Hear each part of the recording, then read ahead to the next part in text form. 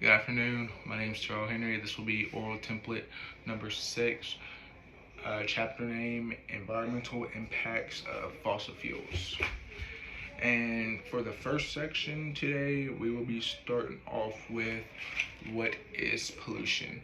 And I have pollution's effects humans' health and natural ecosystem. A little bit of a tongue twister there, but the reason I have that is because sulfur is found in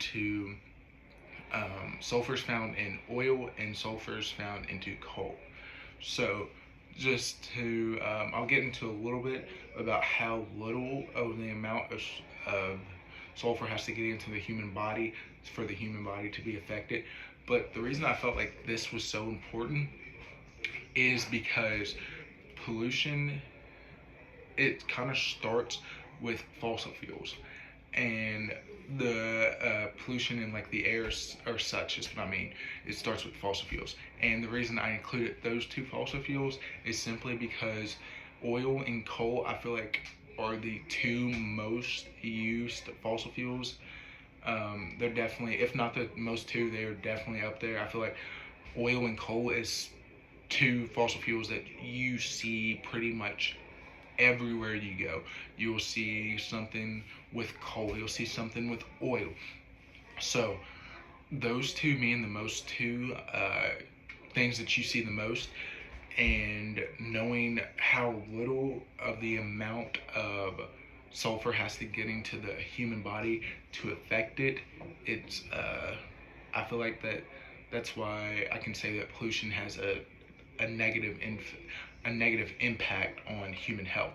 And the same goes for the environment as well, is that pollution it's kind of the snowball effect, where the pollution may start with the air going bad, and then once the air goes bad, something may happen to the water, where now the water's going bad, and then once the water goes bad, you're going to start seeing the animals, they're not going to have drinking water, or you're going to see plants die, or different things like that.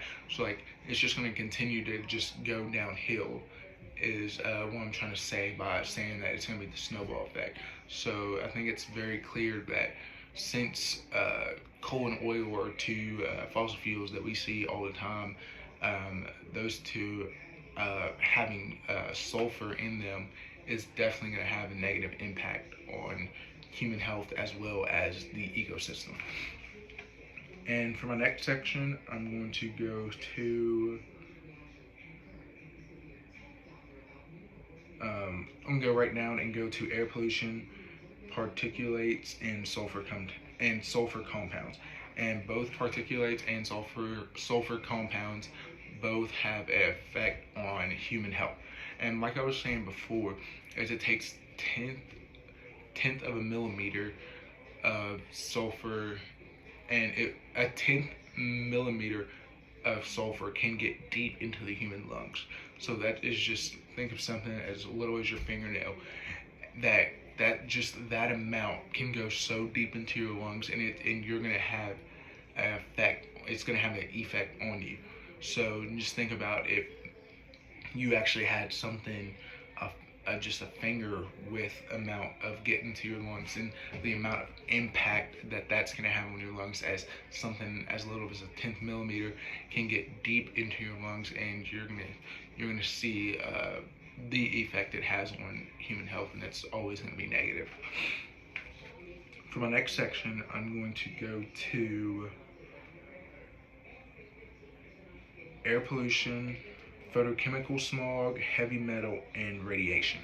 And for that section, I have photochemical smog, radiation, and heavy metal are all related. And how I show that they're all related is that heavy metal is found in fossil fuels.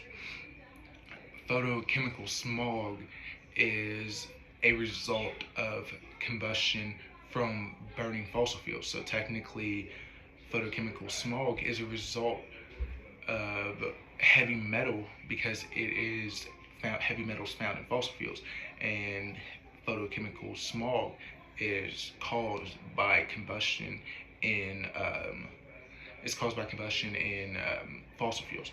And then radiation is also a source of combustion is a result, I'm sorry about that, is a result of combustion in fossil fuels. So I think all of that going together just shows that all three of those kind of go together. It all starts with the heavy metal being in fossil fuels, and then the photochemical smog coming because of results of combustion from fossil fuels, and the same going for radiation because it's also coming from combustion of fossil fuels. And for my next section, I'm going to go down to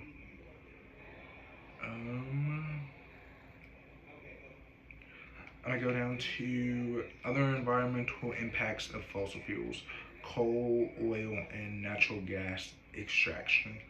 And I have that the process of getting fossil fuels is just as bad as combustion from the fossil fuels.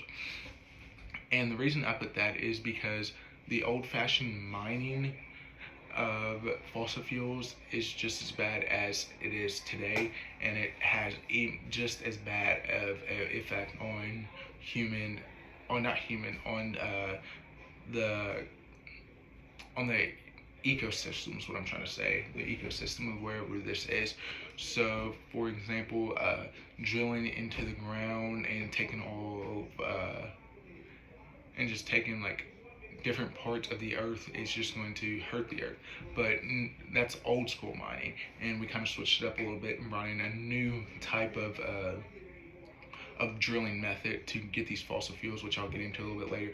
But fracking, it turns out, is just as bad as the old school mining.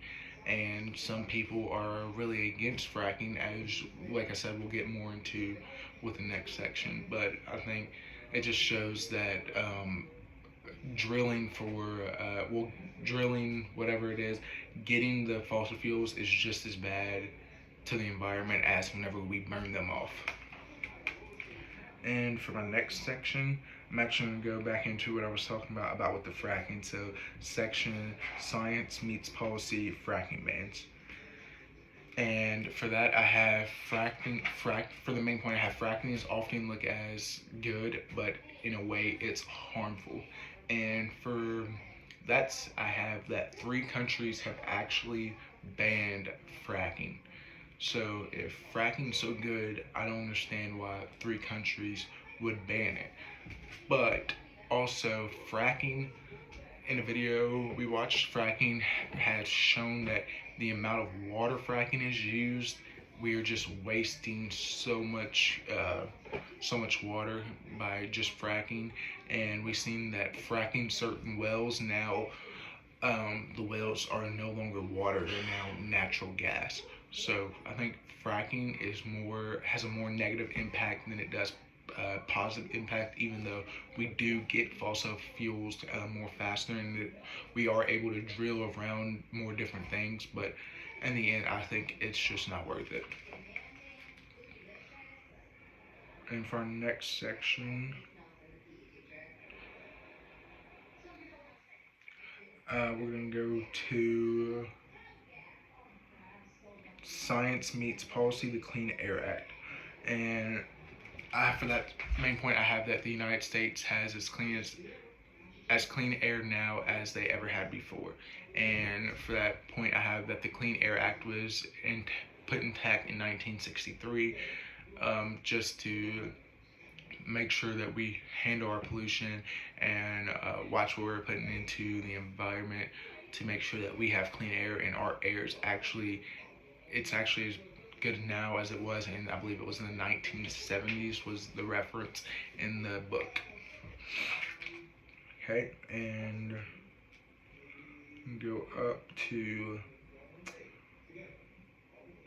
the reading. The main idea of the whole chapter is I have that the world's population and use of fossil fuels play a major role in the environmental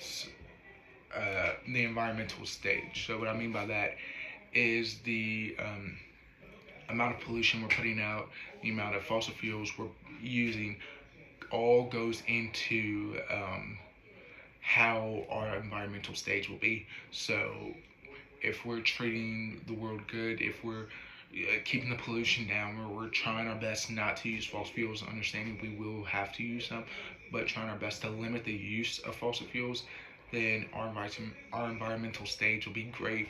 Whereas if we were polluting a lot and just using fossil fuels whenever, just burning and hurting the environment by producing sulfur, then our environmental stage would be very negative. And then just these three pictures I put in.